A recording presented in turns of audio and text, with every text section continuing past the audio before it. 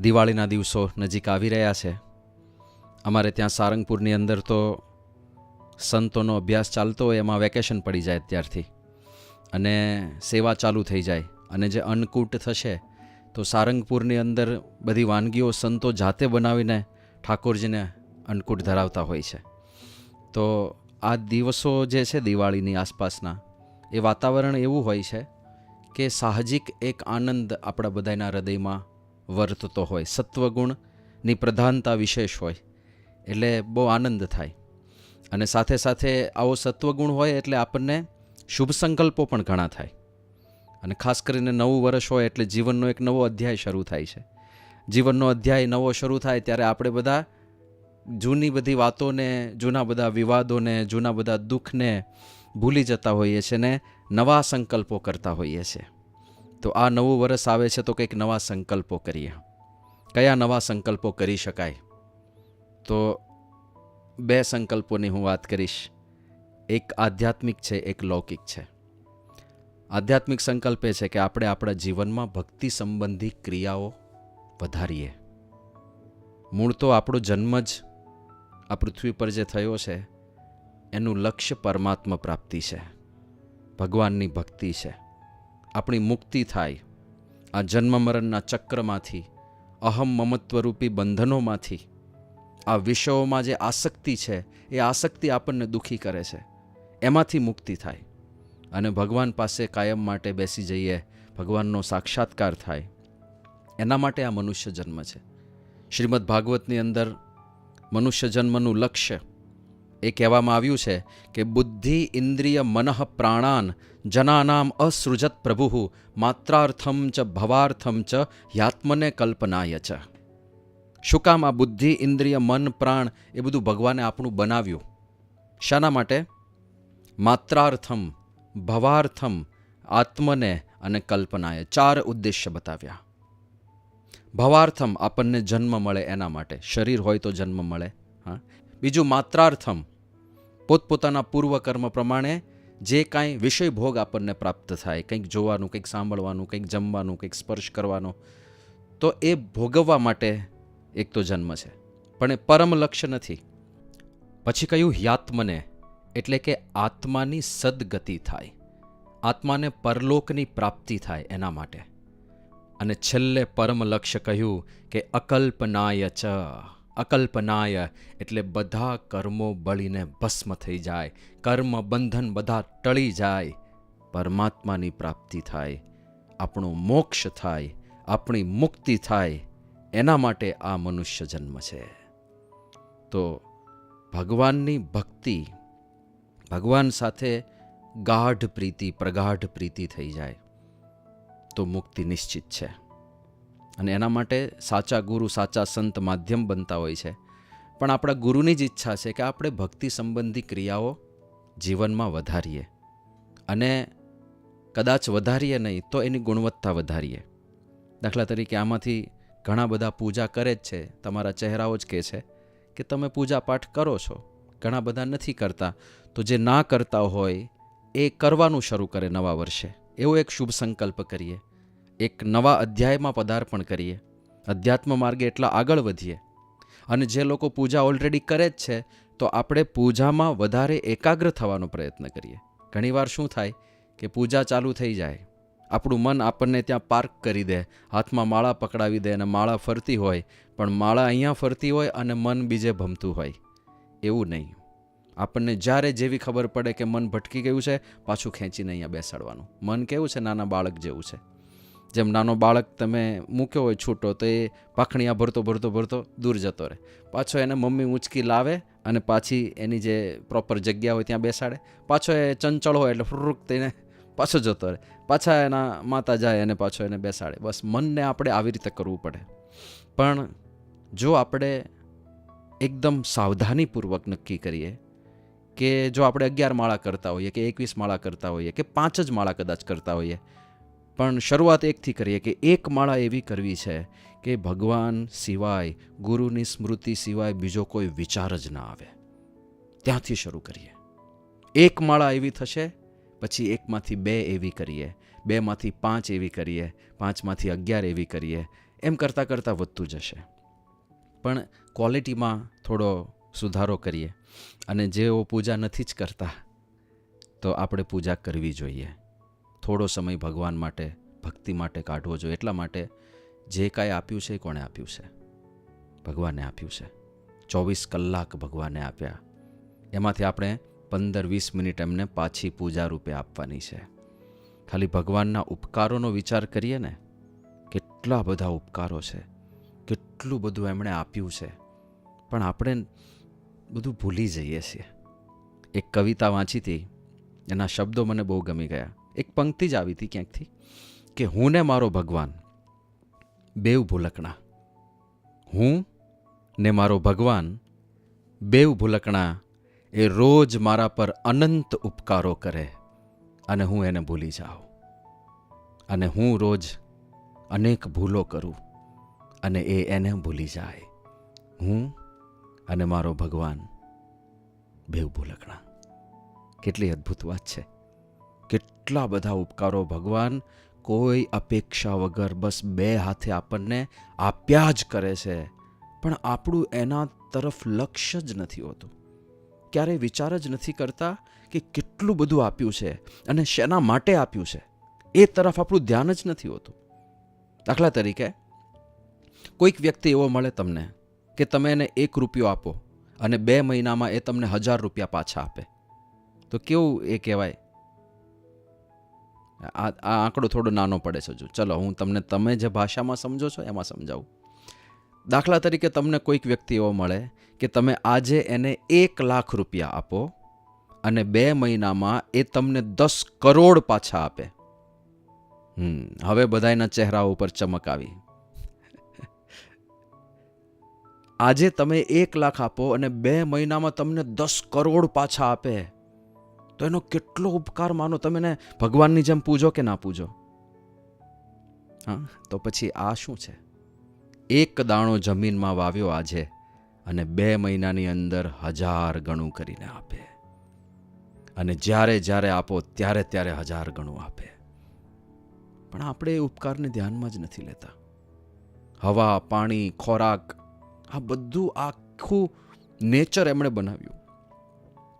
પ્રકૃતિમાંથી આખું સર્જન એમણે કર્યું જેથી આપણો નિર્વાહ થાય, અને આપણે ભૂલી જઈએ. કારણ કે હું ને મારો ભગવાન બેવ ભૂલકણા.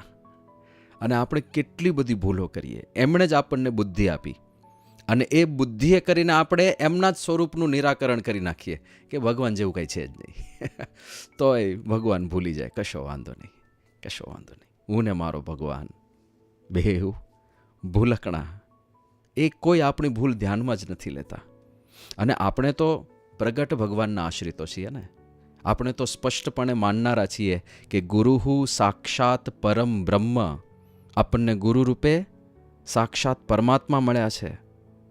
તો પ્રગટ ભગવાનનો વિચાર કરીએ કે આપણા ગુરુ આપણા ઉપર કેટલા બધા ઉપકારો કરે છે.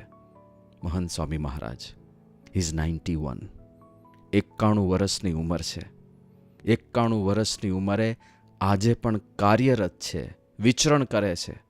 હજુ પણ 91 વર્ષે વિચરવું, દર 15 દિવસે, દર 20 દિવસે તમારી જગ્યા બદલાય, પાણી બદલાય, પથારી બદલાય, દિશાઓ બદલાય. 91 વર્ષે આ બધું અઘરું છે, પણ છતાં એ કરે છે. કોના માટે? આપણા માટે. આપણને એક હરિભક્તને સંતોષ મળે. ઘણીવાર મહંત સાહેબ મહારાજ જ્યાં હોય સમીપ દર્શનનું આયોજન થાય છે. હવે આપણને તો એવી ઈચ્છા હોય સાહજિક રીતે ભક્ત તરીકે કે સ્વામીની દ્રષ્ટિ આપણા ઉપર પડે, પણ એમને તો 20-25 મિનિટ, અડધો કલાક, કલાક, સવા કલાક સુધી આમ હાથ જોડીને બેસી રહેવાનું અને બધાયની આંખોમાં આંખો મેળવવાની. હવે તમે ક્યારેક કરી જોજો. કેટલું કોન્સન્ટ્રેશન, બધાયની સામે એમને કોન્સન્ટ્રેશન રાખવું પડે, સતત એમની દ્રષ્ટિ સ્થિર રાખવી પડે, સતત 1 કલાક સુધી, અને 91 વર્ષની ઉંમરે કેટલું કરે છે. પણ ભૂલકણા, આપણે ભૂલકણા, બધું ભૂલી જઈએ. હું ને મારો ભગવાન બેવ ભૂલકણા. 90 વર્ષ પછી ઝીણી ઝીણી ક્રિયાઓ કરવામાં પણ તકલીફ પડતી હોય.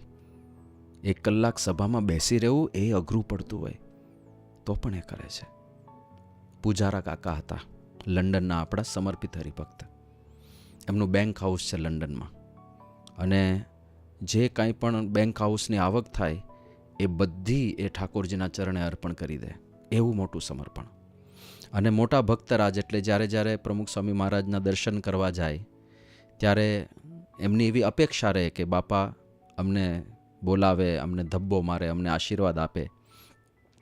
પણ પછી એ પૂજારા કાકાની જ્યારે મોટી ઉંમર થઈ અને બીમાર હતા, અશક્ત હતા, ત્યારે આંખમાં આંસુ સાથે એક વાત કરતા કે અમે બાપા પાસે જ્યારે જતા, બાપાની ઉંમર મોટી હતી પ્રમુખ સ્વામી મહારાજની, અને અમે એવી ઈચ્છા અપેક્ષા રાખતા કે બાપા અમને ધબ્બો મારે, બાપા અમને હાથ ઊંચા કરીને આશીર્વાદ આપે, લટકું આપે.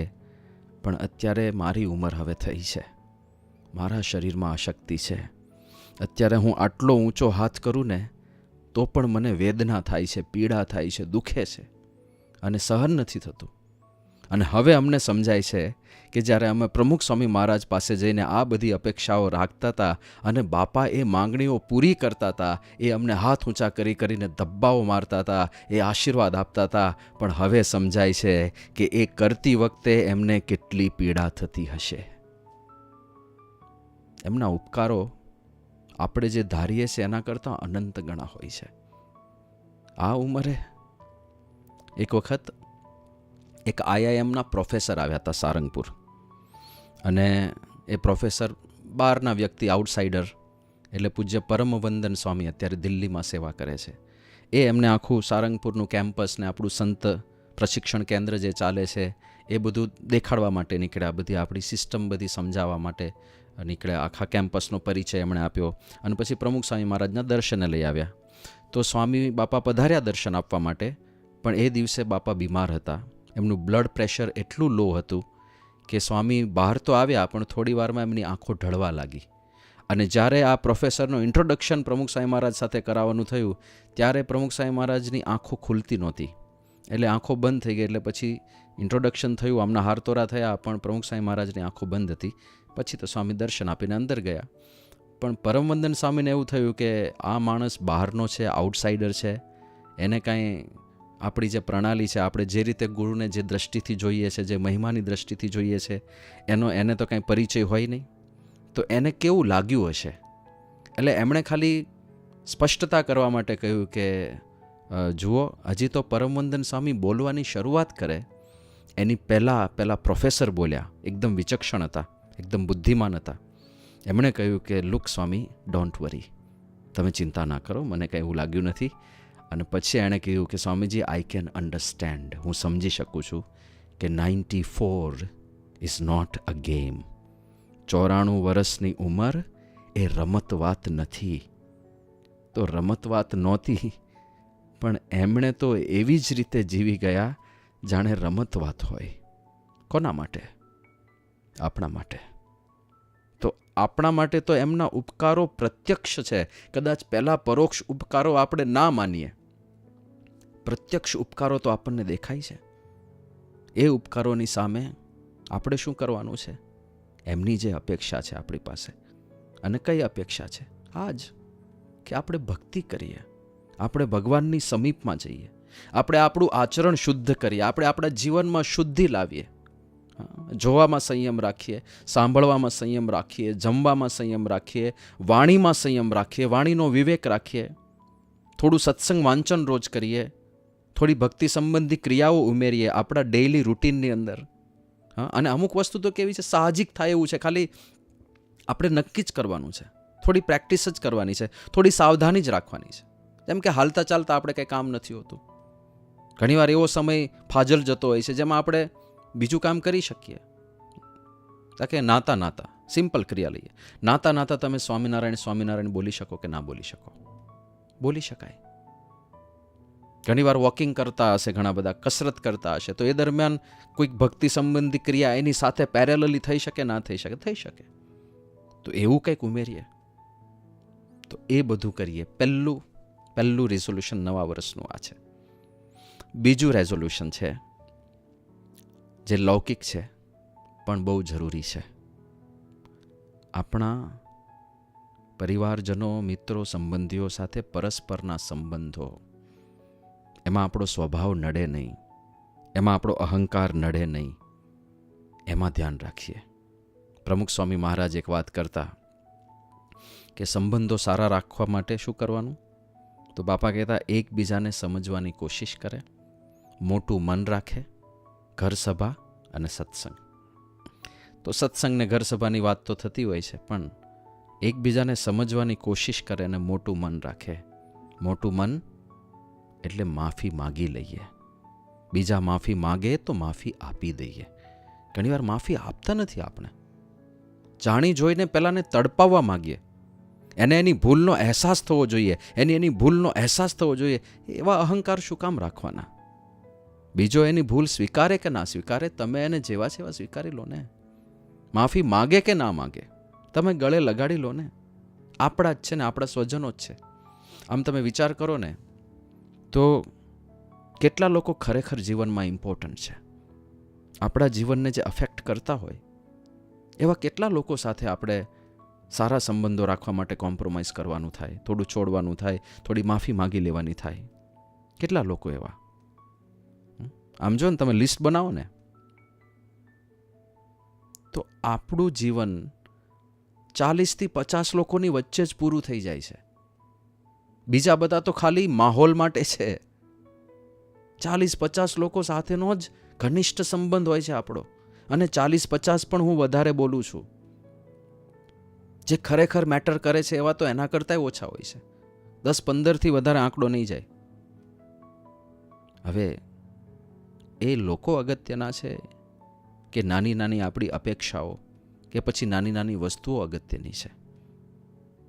કોઈ વ્યક્તિ સહન કરે છે એના માટે પોતાના મત કરતાં અને પોતાના અહંકાર કરતાં એ સંબંધ અને એ વ્યક્તિ અગત્યનો હોય છે, એટલા માટે સહન કરે છે. આપણે આપણી જાતને પૂછવું પડે કે શું અગત્યનું છે મારા માટે? વ્યક્તિ અને સંબંધ અગત્યનો છે અને મારી શાંતિ અગત્યની છે? કદાચ તમે એને સંભળાવી દેશો મોઢે, જેવું છે તેવું રોકડું પરખાવી દેશો, સંબંધ બગડશે. પણ રહેવાનું તો એની ભેગા જ છે. એટલે રોજ અકળામણ, એને જ્યારે જ્યારે જોશો ત્યારે દુઃખ, એ શોકની લાગણી અનુભવાશે. એના કરતાં થોડું જતું કરીએ, માફી માગી લઈએ, અપેક્ષા ના રાખીએ. ખાલી સોદાબાજીના સંબંધો નહીં, બસ મારે આપવું છે, મારે આપવું જ છે. આપણા ગુરુમાંથી શીખો ને, પ્રમુખ સ્વામી મહારાજ જીવનભર ઓનલી ગિવિંગ ગિવિંગ ગિવિંગ. અત્યારે મહંત સ્વામી મહારાજ ખોબલે ને ખોબલે, દેવું ન લેવું કાંઈ, એ જ તારી પ્રીત તણી રીત. ખોબલે ને ખોબલે આપ્યા જ રાખે. આનંદની લાણી, લાભની લાણી, બસ બધું લઈ જાઓ મારી પાસેથી. જે ગુણાતીતાનંદ સ્વામીએ કહ્યું ને કે આ સંત કેવા છે કે વૃક્ષની જેમ એનો દેહ પરને અર્થે છે. જેમ વૃક્ષનું આખું શરીર બીજા માટે, એનો છાંયડો બીજા માટે, એના ફળો બીજા માટે, એનું લાકડું બીજા માટે, એ જે ઓક્સિજન છોડે એ ઓક્સિજન બીજા માટે, બધું બીજા માટે, બધું પરોપકાર માટે. એમાં સંતનું બધું પરોપકાર માટે છે. તો આપણે એમાંથી થોડું શીખીને બસ આપણે આપવું છે નિરપેક્ષ રીતે. સાધારણ રીતે સંબંધોમાં આપણે કેવું થઈ જાય કે હું આટલું બધું કરું છું તો એને સમજવું તો જોઈએ ને, હું આટલું બધું કરું છું તો એને આટલું તો કરવું જોઈએ ને. તો એ આટલું કરે એના માટે તમે ના કરો. તમારે કરવું છે એટલે કરો. તમારે આપવું જ છે, બસ આપી જ જવું છે, આપી જ જવું છે, આપી જ જવું છે. કોઈ અપેક્ષા નથી રાખવી. તો સંબંધો વધારે સારા ખીલેલા રહેશે. બીજું, બીજાનો દ્રષ્ટિકોણ સમજવા ક્યારેક પ્રયત્ન કરીએ. ઘણીવાર આપણે એટલા સ્વકેન્દ્રી હોઈએ છીએ કે આપણો જ રટ્ટો માર્યા કરીએ કે હું આમ કરું છું, હું આમ કરું છું, હું આમ કરું છું, એટલે એને આમ કરવું જોઈએ, એમે આને આમ કરવું જોઈએ, એને આમ કરવું જોઈએ. એટલે એને પણ કંઈક અપેક્ષા હશે ને તમારી પાસે, નહીં હોય? એ કેટલું બધું કરે છે એ તો જુઓ ક્યારેક. ક્યારેક એકવાર તો વિચાર કરો. દાખલા તરીકે તમે મેલ મેમ્બર છો ફેમિલીના અને તમને એવું લાગે કે હું ઓફિસ જાઉં છું ને આખું ઘર ચલાવું છું. એકવાર તમે ફિમેલ મેમ્બરનો વિચાર કરજો કે ઘરમાં આખો દિવસ એ કયું કયું કામ કરે છે. રસોઈ બનાવવી તમને શું લાગે છે સહેલું કામ છે? ઘરની સાફ સૂફી રાખવી સહેલું કામ છે? કપડાં ધોવા, સૂકવવા, વાળવા, ઘડી કરીને મૂકવા, ઇસ્ત્રી કરવી કે કરાવવી, એ બધું સહેલું કામ છે? કરી જુઓ એકવાર તો ખબર પડે. તો આપણે ઘણીવાર સ્વકેન્દ્રી જ હોઈએ. બીજા માણસનું કેટલું સમર્પણ છે, બીજા માણસનું કેટલું યોગદાન છે, એ બાજુ આપણી નજર જ નથી હોતી. તો એકબીજાને સમજવાની કોશિશ, બીજો માણસ જે તે પ્રકારનું વર્તન કરે છે એને પણ સમજવાની કોશિશ કરો ને. હમણાં એક યુવક મળવા માટે આવ્યો હતો અને એણે પોતાની એક સમસ્યા રજૂ કરી કે કોલેજમાં ફર્સ્ટ યરની અંદર એક યુવતી સાથે એને મેળ થયો હશે. બંને વચ્ચે મિત્રતા હતી. એણે કહ્યું કે અમારી રુચિ સરખી હતી, અમે બંને ભણવામાં એકદમ બ્રિલિયન્ટ હતા અને અમે જે વાર્તાલાપ કરતા હતા એને આધારે અમારા લાઇક્સ ડિસલાઇક્સ પણ ખૂબ મેચ થતા હતા. અને એ વ્યવહારમાં ને વ્યવહારમાં એ કે મને એના પ્રત્યે આકર્ષણ થઈ ગયું, મને પ્રેમ થઈ ગયો. અને પછી મેં એક વખત મારા પ્રેમને પ્રસ્તુત કર્યો, એની સામે ઉદ્ઘાટિત કર્યો કે આ રીતે મને તારા પ્રત્યે આવી ફિલિંગ્સ છે, આવી લાગણીઓ છે તારા પ્રત્યે. અને એ કે સ્વામી, એણે તરત જ મને રિજેક્ટ કરી દીધો અને મારો તિરસ્કાર કરવા માંડી. રસ્તામાં મળે તો મારી સામે પણ ના જોવે, આમ હાથ રાખી દે અને મને બધી રીતે બ્લોક કરી દીધો. ફોન ઉપર ને ફેસબુક ઉપર ને બધે જ મને બ્લોક કરી દીધો. અને કે સ્વામી, એ રિજેક્શન આ છેલ્લું 1 વર્ષ થયું, હું હજુ પચાવી નથી શક્યો, હું હજુ ભૂલી નથી શક્યો એ રિજેક્શન. અને એને લીધે થાય છે કે એવું કે મારું મન કોઈ જગ્યાએ લાગતું નથી હવે. એ કે હું એકદમ ભણવામાં હોશિયાર હતો, એને બદલે હું એક જ વિષયમાં ફર્સ્ટ યરમાં પાસ થઈ શક્યો અને એ એકદમ બ્રિલિયન્ટ, બધામાં 9 SPG કે એવા કંઈક પોઈન્ટ્સ લઈને એ ઉત્તીર્ણ થઈ. એટલે સંપૂર્ણ વિપરીત. અને હું એક જ વિષયમાં માંડ પાસ થઈ શક્યો. એટલે મારે આખું 1 વર્ષ ડ્રોપ લેવાનો થયો, 1 વર્ષ ડિલે થયું, ફેલ થયો. અને હજુ થાય છે કેવું કે કોલેજમાં અમે કોરિડોરમાંથી પસાર થતા હોઈએ અને એ મારી પાસેથી પસાર થાય તો એકદમ મારા ધબકારા વધી જાય છે, પણ એ તો મને ઇગ્નોર જ કરે છે. તો હવે આ પરિસ્થિતિમાં હું કેવી રીતે આમાંથી બહાર આવું, એવો પ્રશ્ન એ યુવકે મને પૂછ્યો. હવે આપણે તો આવા પ્રશ્ન માટે હું કંઈ પ્રિપેર નહોતો, પણ જે કાંઈ શાસ્ત્રોમાં બધી વાતો છે, જ્ઞાનની વાતો છે, એ બધી કરી જોઈ. અચાનક મને આ વિચાર આવ્યો, જે બાપાએ વાત કરી પ્રમુખ સ્વામી મહારાજે, એકબીજાને સમજવાની કોશિશ કરે. એટલે મેં કહ્યું કે જો ખાલી તું તારી જાતને એની જગ્યાએ મૂકીને જો. દાખલા તરીકે તમારા બે વચ્ચે આ જે સંબંધ હતો મિત્રતાનો, તો તારા મનમાં પ્યોર મિત્રતા હોત, કોઈ પ્રેમ સંબંધી એક આટલો પણ અંકુર ના હોત તને, તું ખાલી બસ એને એક સારા મિત્ર તરીકે જોતો હોત અને એને તારા પ્રત્યે પ્રેમ થઈ ગયો હોત અને એણે પોતાના પ્રેમને પ્રસ્તુત કર્યો, તો તું શું કરત? એ કે મને એના પ્રત્યે કોઈ લાગણી ના હોય તો હું શું કામ સ્વીકારું, હું તો ના જ પાડી દઉં ને. તો મેં કીધું એ જ તો એણે કર્યું છે, આમાં એનો કોઈ જ વાંક નથી. એણે એ જ કર્યું ને. તારા તરફથી પ્રેમ હતો પણ એના તરફથી કશું નહોતું, તો એ તો ના જ પાડી દે ને, સાહજિક વાત છે. તારા મનમાં એવું થતું હશે કે મારી સાથે કેમ થયું આવું, મારી સાથે કેમ થયું આવું, એવું કશું છે જ નહીં. આ તારો અહંકાર તને હેરાન કરે છે, તારો ઈગો તને નડી રહ્યો છે. અને આ બધી ચર્ચા થઈ તો પછી એને એકદમ ક્લિક થઈ ગયું. એ કે સ્વામી, વાત તો સાચી છે કે આમાં એનો કોઈ વાંક પણ નથી ને. એણે જે કર્યું એ એની રીતે તો યોગ્ય જ કર્યું છે, હું રિજેક્શન પચાવી નથી શક્યો. અને મેં આ દૃષ્ટિકોણથી ક્યારે વિચાર જ નહોતો કર્યો. આ દૃષ્ટિકોણથી જ્યારે વિચાર કરીએ ત્યારે બધું યોગ્ય જ લાગે છે. તો મેં કીધું હવે જસ્ટ મૂવ ઓન, તું આગળ વધી જા, એ ચેપ્ટર ક્લોઝ કર. એવી પણ તારે અપેક્ષા નથી રાખવાની કે એના મનમાં ખાલી મારી એક ઇમ્પ્રેશન સારી રહે, એ પણ આપણો અહંકાર છે. ઘણીવાર એવી પણ ઈચ્છા રહે કે મારી ખાલી ઇમ્પ્રેશન સારી રહે, એને એવું ના થઈ જાય કે હું આવો લફંગો નીકળ્યો ને આવો નીકળ્યો. અરે જવા દે ને ભાઈ, જસ્ટ મૂવ ઓન. જે થયું તે. આખી દુનિયામાં આપણી સારી છાપ રહે એવી તો અપેક્ષા જ ક્યાંથી રાખવાની હોય? એવી સારી છાપો તો ભગવાનની નથી રહી. હા, કૃષ્ણ ભગવાનને શિશુપાળે ગાળો જ આપી છે જીવનભર, મર્યો ત્યાં સુધી ગાળો આપી છે. તો બધા જ આપણને ચાહે, બધા જ આપણને પ્રેમ કરે, બધા જ આપણને રિસ્પેક્ટથી જુએ, એવું નથી થવાનું.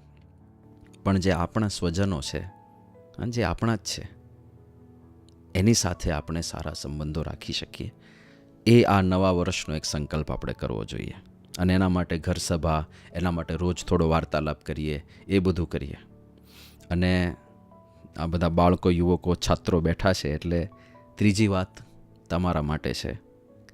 મોબાઈલનો ખૂબ જ વિવેકપૂર્ણ ઉપયોગ કરજો, કારણ કે આ મોબાઈલ આખી જનરેશનને ખતમ કરી રહ્યો છે. એટલે જેટલું જરૂર હોય એટલો જ ઉપયોગ કરવો. મોબાઈલમાં કંઈ ખરાબ વસ્તુ ના જોવી. મોબાઈલમાં વિડીયો જોવાના અને ગેમ રમવાના આપણે એટલા એડિક્ટ ના થઈ જઈએ, એવા વ્યસની ના થઈ જઈએ કે એના વગર ચાલે નહીં. અને ટાઈમ લિમિટ કરજો. રોજ 15 મિનિટ, 20 મિનિટ, અડધો કલાક, જે તમે નક્કી કરો તે. પણ રોજના 5-5, 6-6, 8-8, 10-10 કલાક મોબાઈલમાં આપણે મંડ્યા રહીએ તો આપણું જીવન બરબાદ થાય છે. આ સમય આપણને મળ્યો છે આ પૃથ્વી ઉપર, એ સત્સંગ કરવા માટે, ભગવાન ભજવા માટે, મુક્તિ માટે, સાધના માટે, આ સૃષ્ટિના રહસ્યોને આપણે થોડા સમજી શકીએ, ભગવાનથી થોડા નજીક જઈએ, એના માટે આ મનુષ્ય જન્મ પ્રાપ્ત થયો છે. અને એ બધો જ સમય જે આપણને મળે છે ફાજલ, એ બધો આ મોબાઈલની પાછળ ખર્ચી નાખીએ. તો યુવા પેઢી, તમે લોકો ખાસ ધ્યાન રાખજો. આખી જનરેશન બરબાદ થઈ રહી છે. નથી ભણવામાં ધ્યાન રહેતું, નથી કોઈ કામમાં ધ્યાન રહેતું, આ મોબાઈલને લીધે. કોઈ માણસો એકાગ્ર નથી થઈ શકતા. મોટી સમસ્યા છે આજના આ જમાનાની. તો નવા વર્ષે આપણે મોબાઈલ થોડો વિવેકપૂર્ણ રીતે અને બને તેટલો મિનિમલ યુઝ કરીએ. અનિવાર્ય હોય ત્યાં જ એને હાથમાં લઈએ, એવા પણ કંઈક સંકલ્પ કરીએ.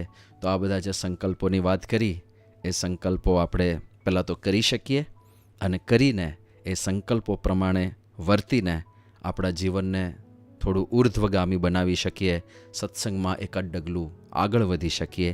એ જ મહારાજ સ્વામીના ચરણોમાં પ્રાર્થના કરીએ. શ્રી સ્વામિનારાયણ ભગવાનની જય.